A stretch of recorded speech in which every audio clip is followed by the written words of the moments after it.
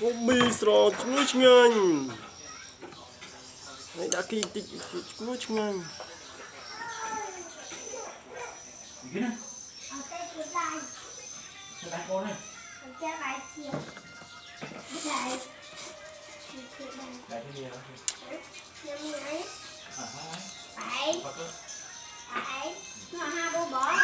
mình phi về hốt rồi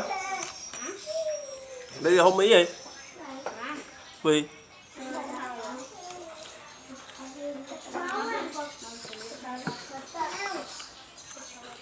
Tá, você mais aí no carro, não tá? Anh là sai, ta là sai. Đặt sai. Tên là sai. Đặt sai hay bằng năm. Đặt sai thôi nha. Đây đặt sai thôi. Không mua đi mẹ chân ai đây, đặt sai bằng khúc, cho mặt khúc đây. Ai nè? Ai này, anh hôm á. Ở đây đặt.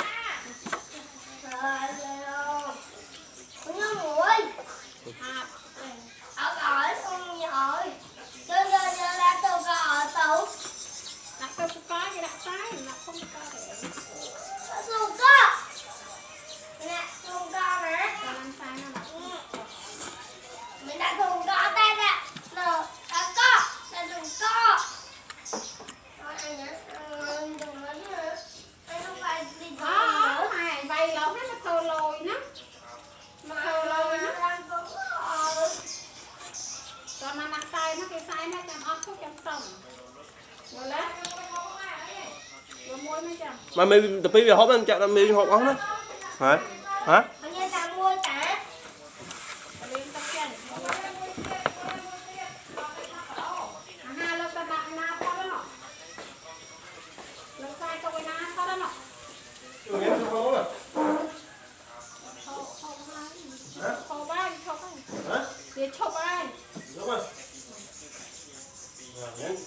sao nói à ta hả? Sạc ấy hộp mì hay dùng chan mì mà đặt cho con mì đi mình đó đi mình đó lột đi đi cái gì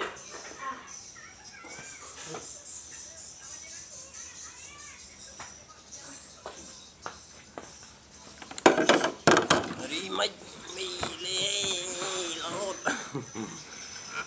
một hộp được về lên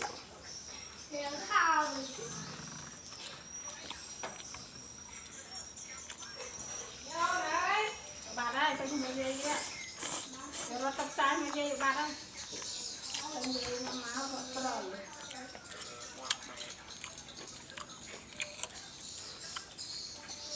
lấy lọc cây cô này cái tệ anh lọc cây cô này thấy cây cô bên cái xíu lên hay áo thử lưng trắng á ngoài sao bán cái trắng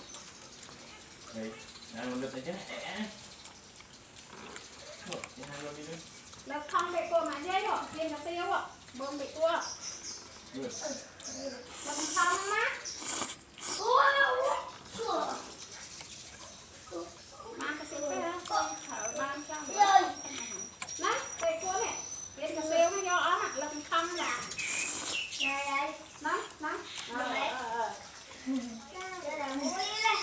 rồi tầm o máu lọc không nào rồi tầm môi thứ ấy à khuôn lọc vô nó khuôn thấy đấy lọc thấy môi con nó rồi lọc cái pi rồi đây đi rồi luôn rồi tôi phải lạc bảo con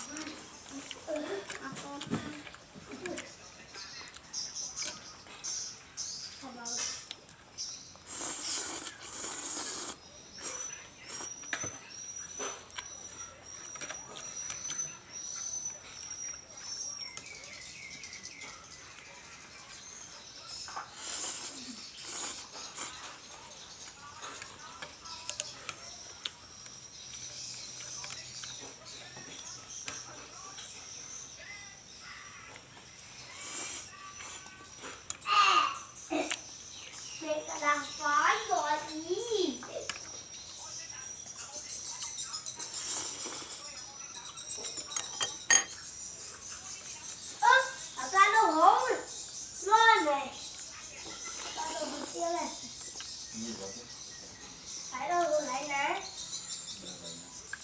Không bỏ sao mà Lại nè. bỏ con anh lên rồi nhưng mà nó lên nó cá có kia nó kia đi đặt rồi cái snow Thế vậy đâu một năm nè cho.